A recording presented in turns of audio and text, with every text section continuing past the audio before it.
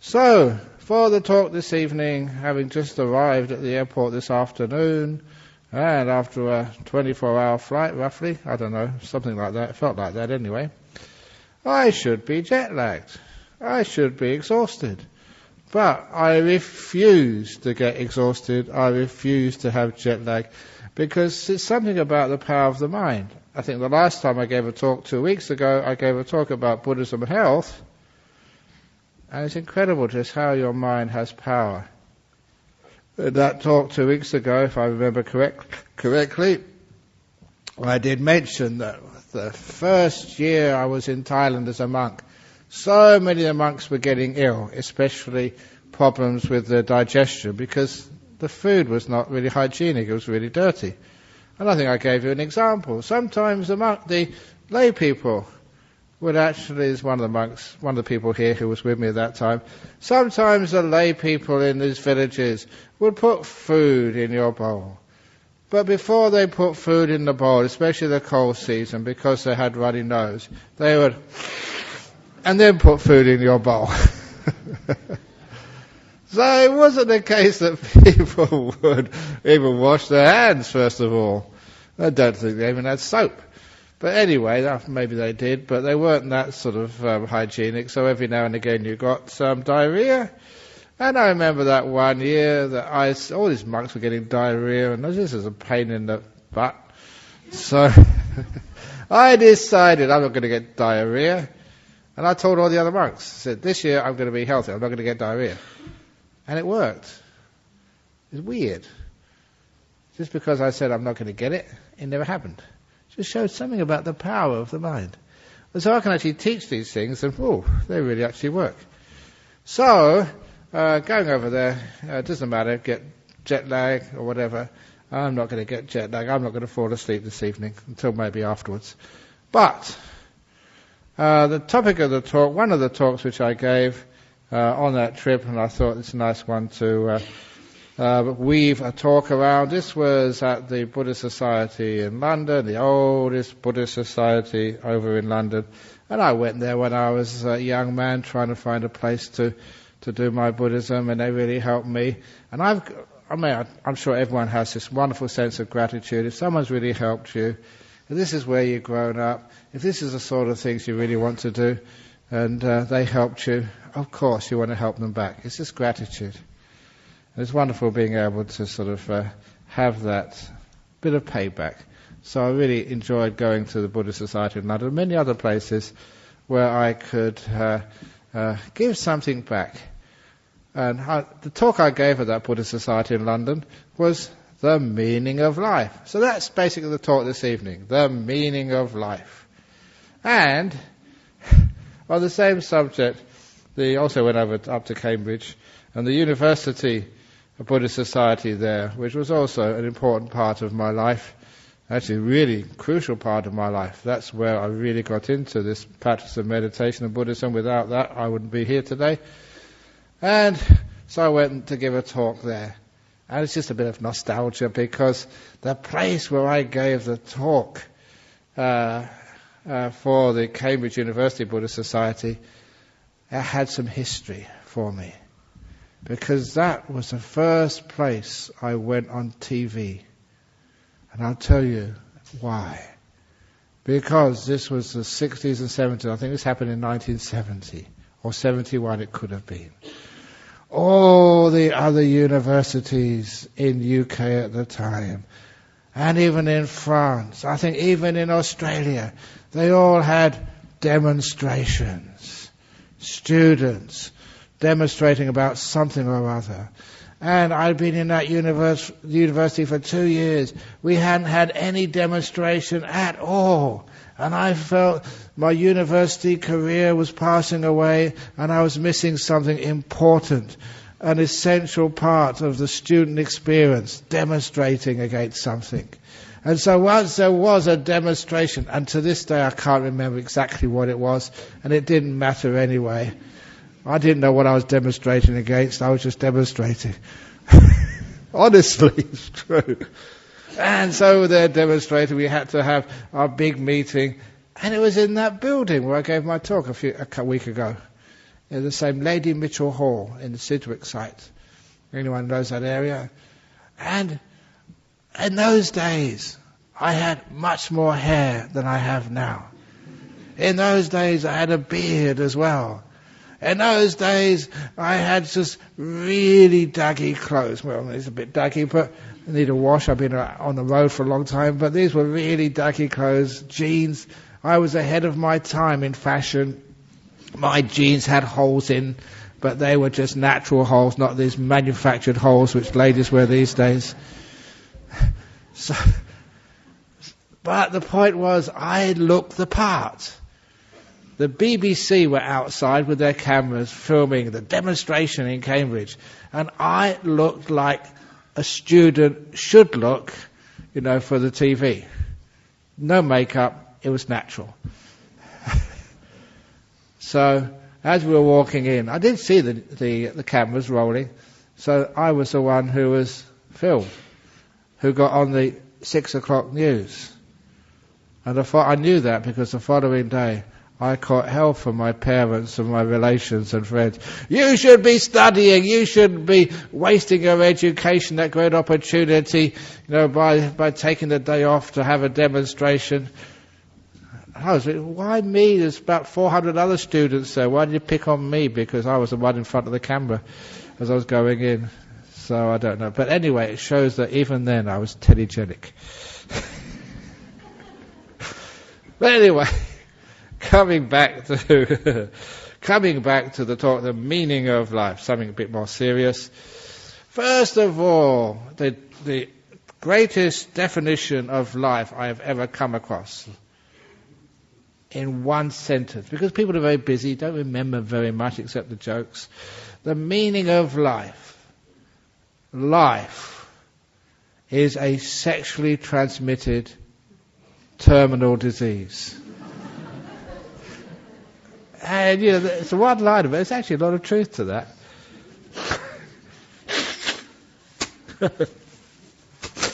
But it's a bit nihilistic. Doesn't really say much about what life is or what you're supposed to do about it, since, from the time you're born until the time you do terminate.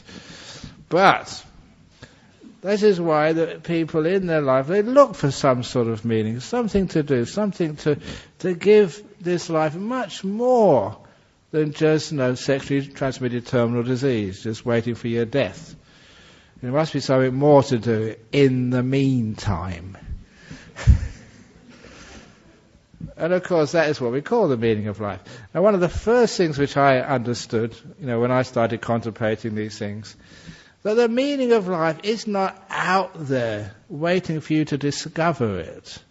It's not some sort of hidden wisdom which, if you get the enlightenment, the great sort of meditations, it all comes, now I know the meaning of life.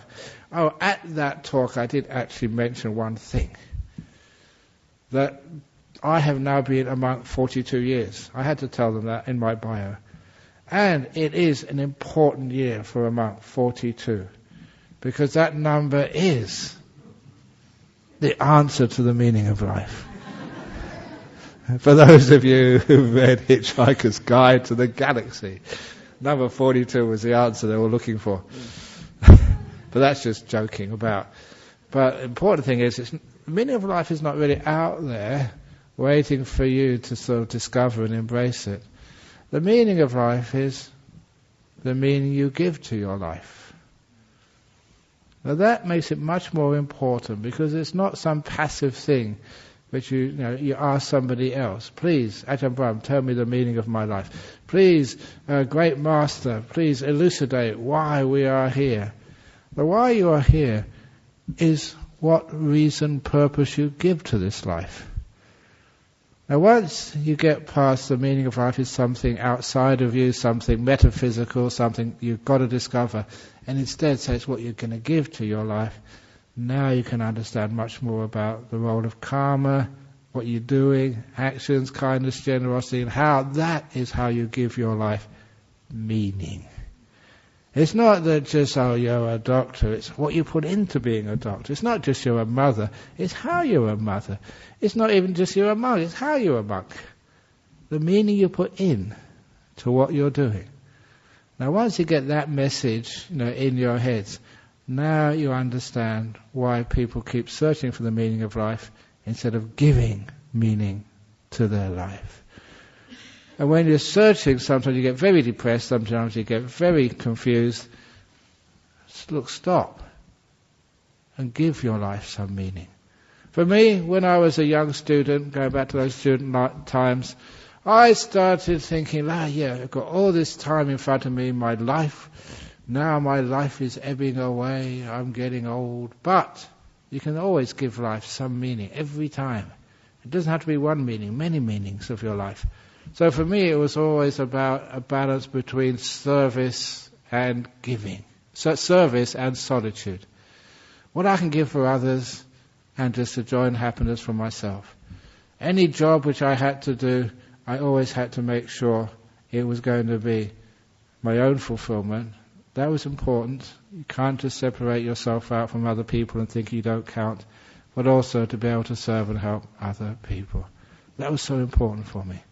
To me, that was a good understanding and essence of what the meaning of life should really be. Serving others, making a difference, whichever way you can, in even small ways, in just one way. For example, again, on the first time I went as a monk to UK, I was taken up to this idyllic place in the northwest of Scotland, Oban. Is any Scots people here? Oban is a beautiful fishing village on the northwest coast. And it was the summertime, it was beautiful then. If it was the winter time, it would be the most miserable place on earth. That's the other weird thing about just recently coming back. I never saw any rain in England the last 2 weeks. I was wondering if I was in that right country or whether I'd landed in the wrong place. London without any drizzle was weird. But anyway, this beautiful town of Oban, that's where we were teaching a retreat. And I was only a tiny monk, a baby monk at that time. So this other senior monk was a teacher. And I was his attendant, basically just hanging out, making sure that whatever he needed, he got. When I travel, I don't go with attendants anymore. Actually, I do go with attendants. When I went to London, I had about 8 or 9 attendants. They're called flight attendants. And they looked after me very well. So why do you need to travel with them? And when I got to the other end, I had all sorts of other attendants looking after me, giving me bangers and mash. That's an English food. Bangers and mash. It's nothing to do with terrorists. Bangers does not mean explosive devices. But it means sausages and mash as I used to have as a kid. But anyway, back when I was, don't need to have any attendants, but I was the attendant of this monk. And being an attendant like Venerable Kassapa here is to me, sometimes all he does is sit there, doesn't say anything. And sometimes it can be very boring. He's meditating, he's a good meditator, that's fine. But when I'm going to go off on a tangent. True story, when I first came to Perth 33 years ago, there was another monk I'd called Ajahn Brahm. Some of you remember him. He did all the talks. I was his attendant. So I was really good at being an attendant. I just sat there quietly meditating, never said a word. And you know what happened after about 6 months? That monk, Ajahn Brahm, he went to Thailand. A bit of R&R, and also to catch up with Ajahn Chah, who was still alive. He's still alive at that time. So I had to give the talk. And the first time I gave a talk, this young kid came up, maybe about 11 or 12, and he said, "That was amazing. You can talk." I thought you were mentally disabled. Thank you. So Venerable Kassapa is not mentally disabled. He's a good... Wow, he's not even laughing. That's good meditation. Not even a smile. Got a smile from him? Come on. No. Yes! I broke through his samadhi. Terrible monk. Sorry, Venerable. But anyway, so I was the attendant. And all these people would come in. and say the same old questions, and the monk would answer them. But then I was getting bored, and then this woman came in, maybe about 30s or 40s, and she came straight into this room and said, "I've come to thank you for saving my life." And the way she said it was, wow, it really pushed me back, the force and sincerity of what she said. You mean a monk has saved your life? He's not a doctor, he hasn't been in an emergency room and kept your heart going when you've had a cardiac arrest. What on earth has this monk done? And that's when she told her story. Her story was, again, as a student, she had depression, anxiety, like young people. It's really tough, managing your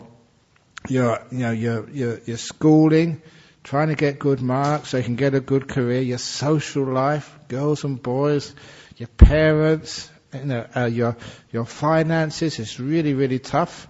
I remember that. It's really a tough time in your teenage years. And some people have that resilience because they went to talks like Chris Perrier's in a couple of weeks' time. They got resilience. But some people you don't have that. A few real difficulties, a few bits of bad luck, and you really sort of go under the water. Depression, anxiety, and all sorts of stuff. And so they do have psychologists, psychiatrists in those days, but fortunately it's gone a lot better since those days. Anyone who had a little bit of depression was given Valium. It was, apparently in those days, this is what they said, given away like sweets to any student. So she got addicted to Valium. And for years. And I remember her telling the story. It's just, some of these memories are really, really sharp because they really affected me. I really woke up, wow, what's going on here? And she said that she was given Valium as maybe a 19-year-old, was addicted. But when she came on this meditation course, she was actually on the retreat the year before. She heard something like you've got to keep your precepts, Buddhist precepts, on the retreat. And one of those precepts is no alcohol or drugs. Now that means no non-medicinal drugs. If you're being given insulin or some medication, please take it if you're going on a retreat. But it wasn't explained that well. She thought, no drugs. Oh my goodness, that means I can't take my Valium. And she thought, well, what am I going to do? So she gave it a try. Now remember, this was an idyllic, calm, peaceful fishing village on the northwest coast of Scotland 40 years ago. Beautiful, summertime. People were meditating. There was no stress at all in that place. Everything was organized, peaceful. People weren't forcing you to get up early or forcing you to meditate or forcing you anything. You had no pressure on you at all. So she could do that without going crazy. It was a bit of a miracle. And the point was that after 9 days of that, she thought, wow, I've given up this drug for 9 days. Maybe I can go for a few more days. And then she told me that it's very easy going without that when you're in Oban fishing village with really kind, good people, just with a nice little schedule, everything is peaceful and no stress. But then she had to go back home. And the only way to go back home would be via Glasgow railway station. Now I just was a couple of days ago in Victoria railway station and King's Cross. I know at King's Cross station, any Harry Potter fans here, you know what they've done in King's Cross station in London? They made a platform, was it 13.5, was it? 9.5 or whatever, something and a half. They made platform 8.5 or whatever, and they've got like a luggage trolley halfway through the wall. And you can actually, you queue up, and they give you like a scarf of his school. Oh, that was Hogwarts, wasn't it? Hogwarts School, got that one right, good. They give you a scarf, and you can get your photograph taken going into platform 1.5. I thought it was really cool. A bit of sort of tourism there, but sort of why not? And anyway, I never got my photograph taken there because they didn't have any money.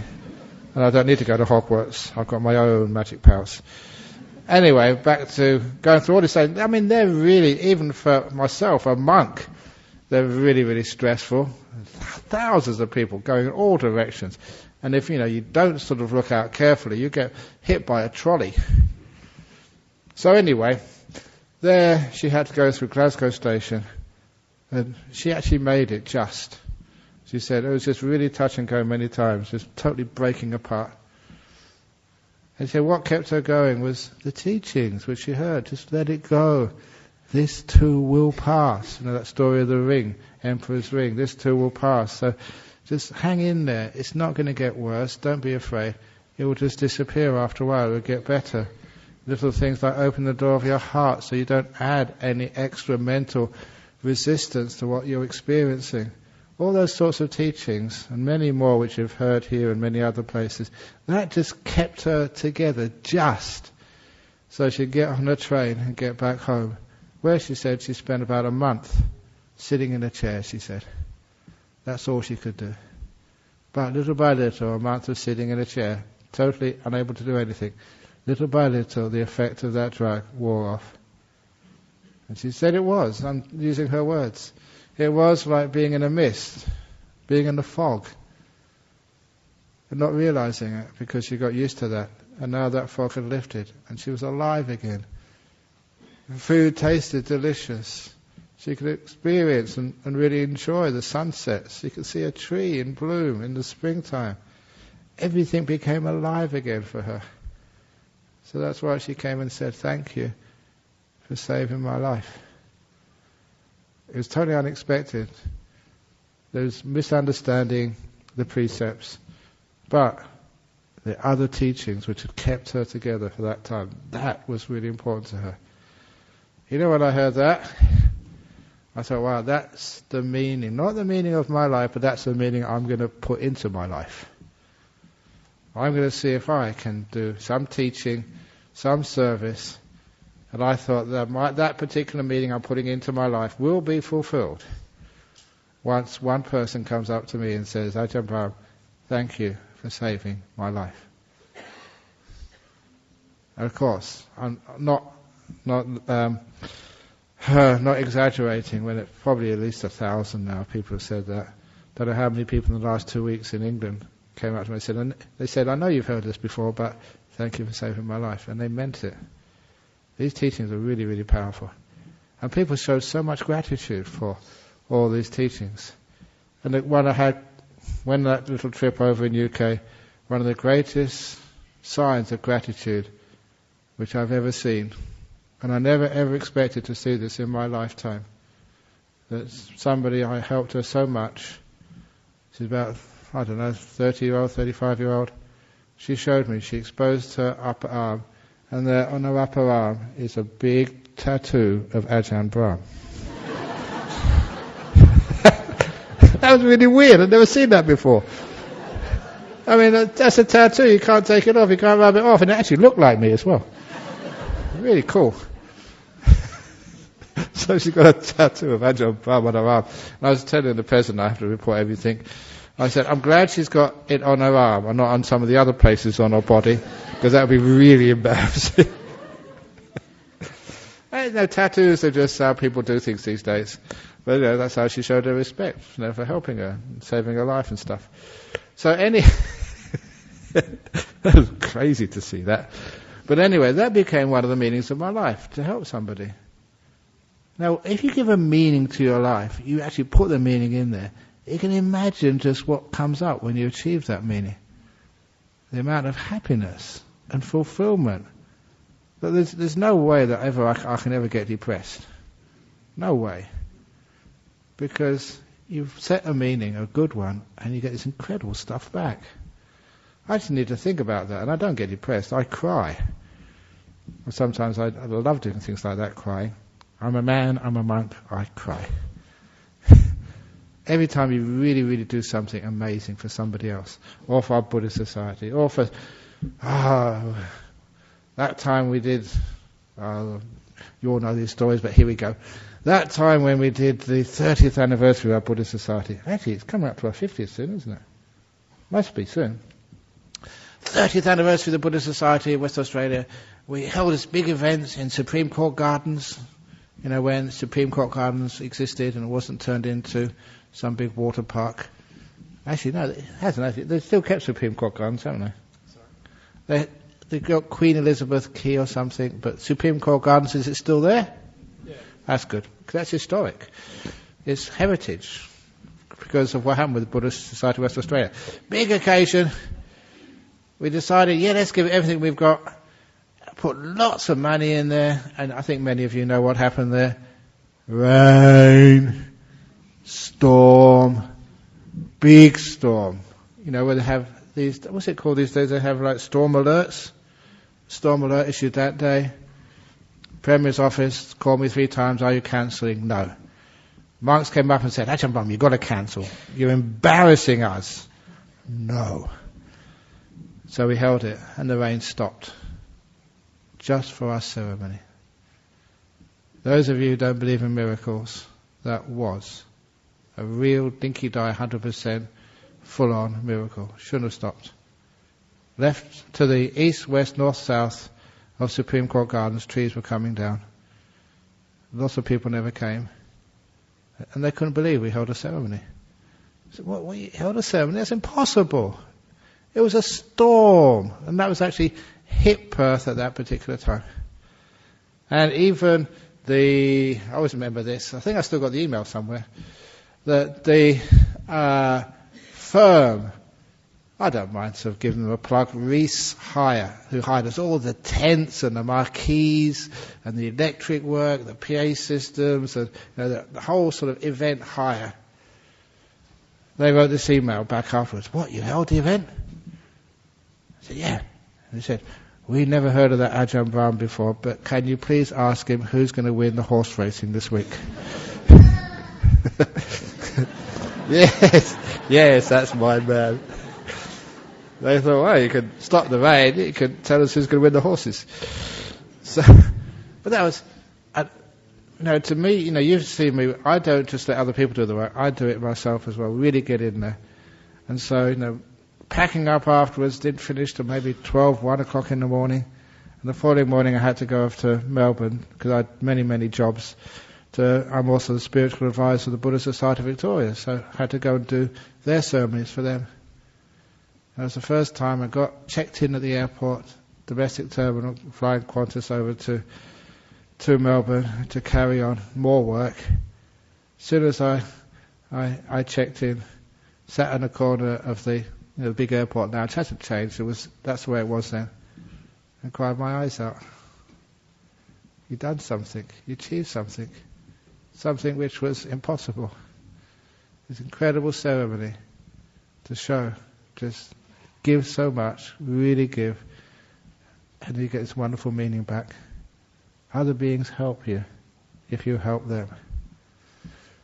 You know why? I'm just going to go off into another story I haven't told here before, but I was telling this a lot in England. The reason I went over to UK, I'm very, very involved in actually giving equity to women in Buddhism.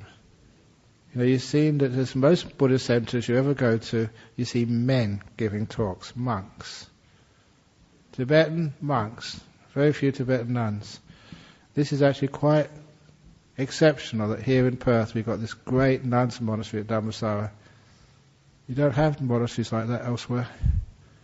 So really make sure that women have the opportunity to be ordained. Really giving it. So what we've been doing, we've been setting up funds to get some monastery over in England, just for bhikkhunis. There's plenty of monks' monasteries over there for nuns. So what's actually happened was that it's a tough thing to do. Just like setting up the nuns' monastery here, or setting up even this place. Years and years ago, there's only a few of us, but there's a simile of the quail. A quail is a very small bird, and in this story there was a forest fire, a bushfire, and all the birds who could fly were flying away, all the animals who could run were running away. But this little bird, a quail is the tiniest of birds, saw that there were many birds who yet had learned how to fly who couldn't fly, and many little animals who could only crawl. They couldn't outrun a forest fire. And this little quail felt such compassion for all these animals who would be burnt, who would die because they couldn't outrun the fire. So this little quail did an impossible thing. She decided, well, you've got to do something. So this little quail just flew to the nearest pond, dived into the water to make sure all her wings and feathers were wet, and then flew over the fire and flapped her little wings so a few drops would fall over the fire. And then went back again, and did it again, back again, did it again. If you were an engineer, you'd realise there was not enough water even probably before it hit the ground. It would evaporate. But that was not an engineer, that was someone who was so compassionate and kind. At least she was doing something, even though it was impossible. And according to the story, which is one of my favourites, she kept going again and again, doing it impossible, totally irrational. But at least she was doing something. Then all these other beings, in all the other realms of existence, they saw this quail. Wow, this is one hell of a quail. She's sacrificing herself, doing the impossible. We'd better come to her assistance. So all the other little heavenly beings started helping out, eventually making this huge rainstorm which extinguished the fire. Just because of this little bird had such inspiration. I'm just going to do it. Even though it's impossible, I'm going to start. Maybe other people will come and give me a hand afterwards. And that is a lot of my meaning of life. Anything which I have done, giving meaning. It's impossible. Can't be done. No way. Yes? Well, I'm going to try. I'm going to start. See what happens afterwards. For any of you who are a bit afraid of the future of this planet with climate change, always remember that simile of the quail. A couple of people just starting, just giving it a try. Impossible. Can't be done. You try. You give it a go. You start. And other people will come and give you a hand. That is the nature of this world. So whatever meaning you give in this life, never ever follow your head. Because too often, I'm a theoretical physicist.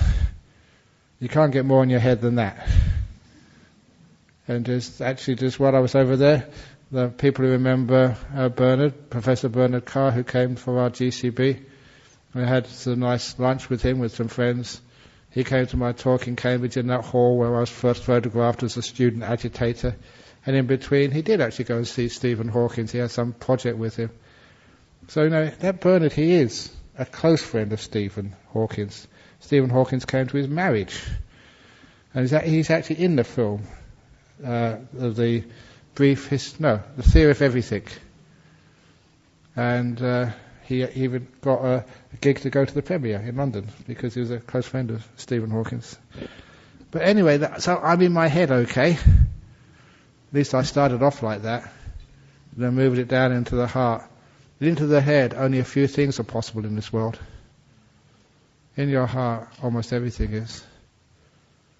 This is part of the great thing about Buddhism and knowing the power of the mind and the heart. The head only allows a few things to happen. The heart has no boundaries at all. What you can achieve, how you can change things, how you can make things happen, which should not happen at all. So that's what I was doing over there. I know that's going to happen. We're going to get a nice monastery for women in England, bhikkhunis, fully ordained, fully funded, looked after. It's impossible. My head says, my heart says something different. Even this evening, my head said I should be exhausted now, travelling all that way, jet lagged. But my heart says, no, let's try something else. Please, the meaning of the life does not live in your head. Don't think about it, feel it, be inspired, and do something which is impossible, which is really giving your life meaning. Don't ever say, I can't do this, I can't achieve this, it can't be done. Who said it can't be done? Do it. See what happens. So many people, look, even health. I tend to get stuck with a lot of people who are dying of cancer. I'm stuck with them. Yeah, I've got to get rid of them. But I like to get rid of them, keeping them alive. Can't be done. Who said? Believe your heart, not your head. That is where amazing stuff happens. That's where there is no limitations. And it gives life a far greater meaning. You know, a lot of times we've lost the meaning of life. Life is just, oh, we're going to die anyway. Oh, the world is a mess. Oh, Donald Trump might win the election. Oh, just the economy is going down. Oh. For goodness sake, just know you can give whatever meaning you want to this life. Negative, reinforcing other people's sort of bad ideas, saying, oh, it's a dog-eat-dog world. It's not a dog-eat-dog world. I've never seen a dog eat a dog. I've seen them eat sort of dog food. I've seen them eat bones. Never seen a dog eat a dog. It's not a dog-eat-dog world. But people get so negative, and that's the reason why that people just lose any meaning to their life. So, here you go. Doesn't matter how old you are. What meaning have you want to give to your life today? There's so much stuff which you can do. And when you do give your life meaning, something which is really important, not just fame and winning the lottery. Oh, that's a crazy thing. That's not meaning. That's being mean. It hasn't got the ing on the end. Just for me. Because life is not just about you. It's not just about others. I've told this too many times already. What is life about? It's all about us. Okay, here we go.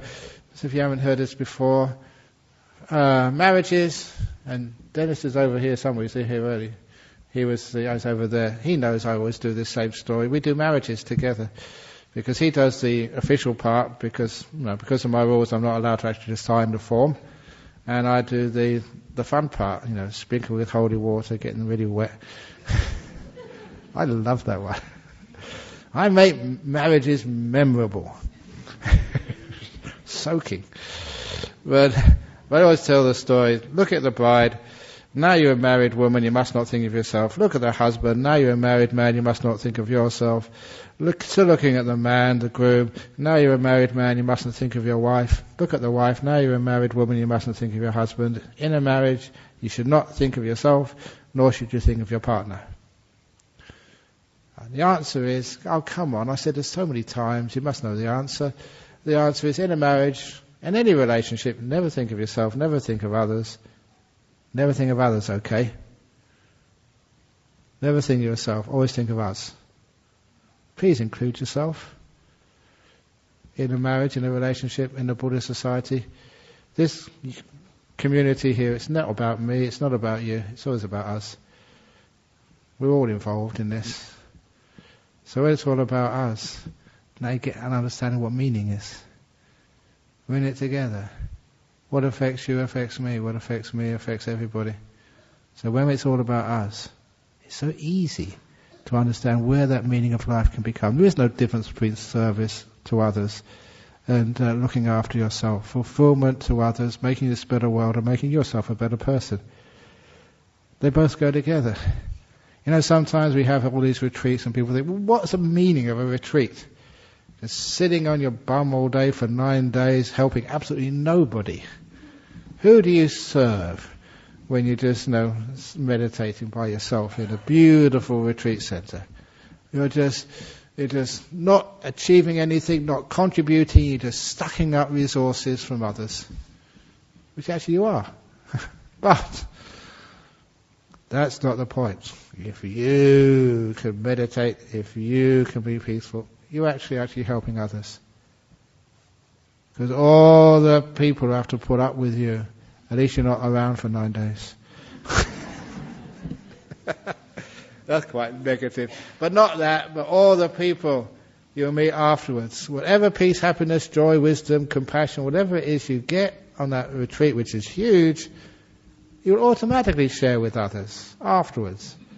Sometimes we have in Buddhism sharing of merits. How does that work? It's natural.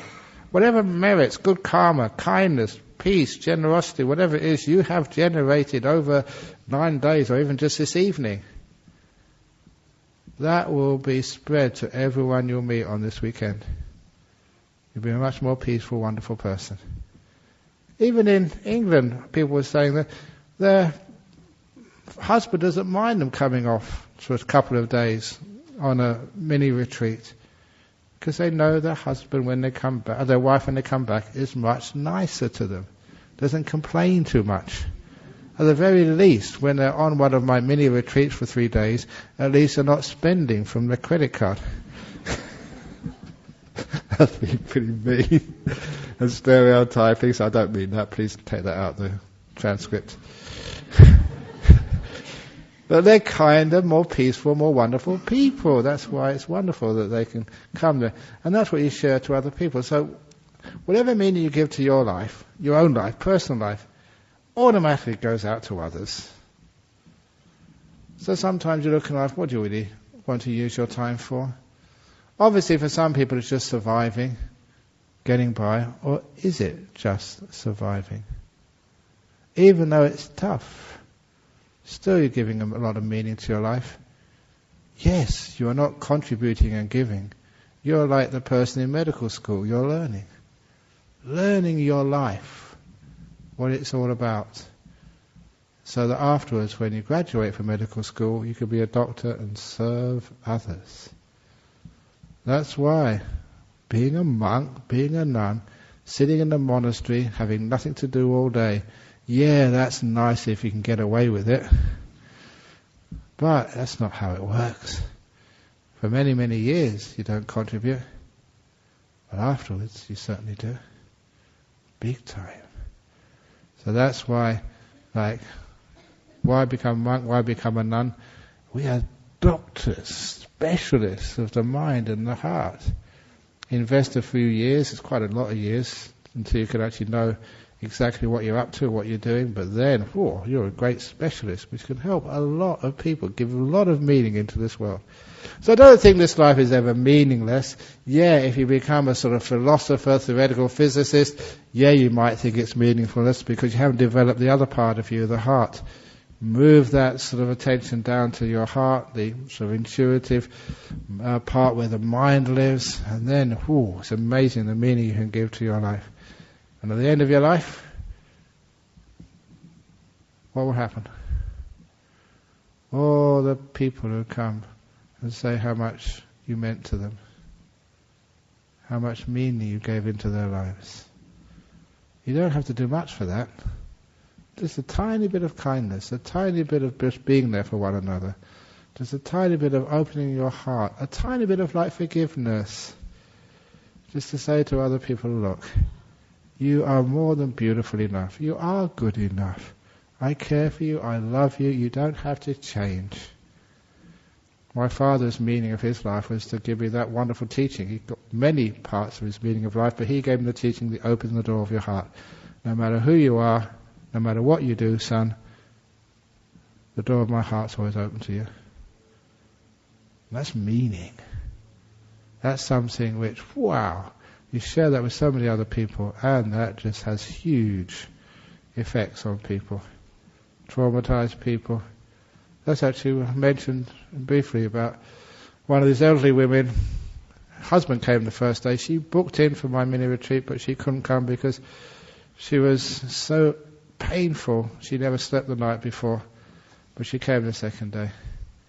That was the teaching more than anything else, which really overcame the pain. Not really overcame the pain, but made it sort of enabled her to be more than the pain, which has stopped her. The door of my heart always opened. So this is how we give meaning to our life. Its meaning is not out there.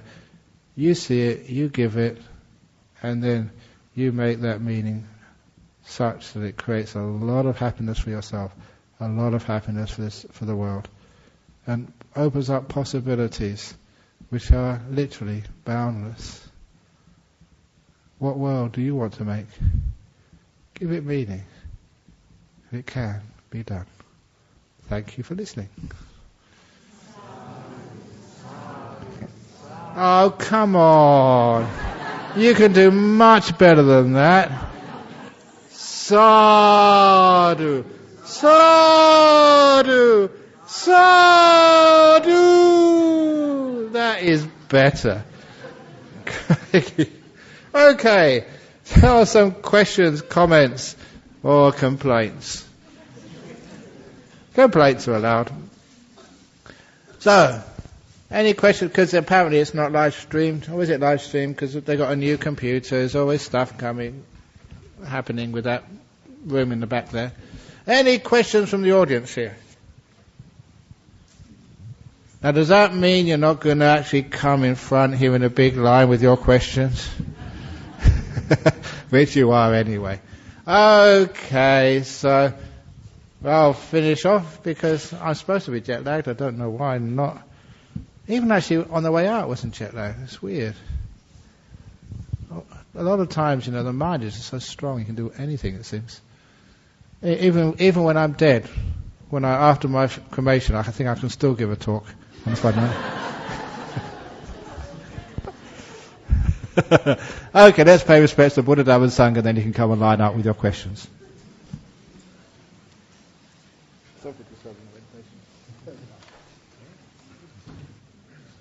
Arahang Samma Sambuddho Bhagava Buddhang Bhagavantang Abhivademi Suwakato Bhagavata Dhammo Dhammang Namasami Supatipano Bhagavato Sawaka Sangho Sanghang Namami.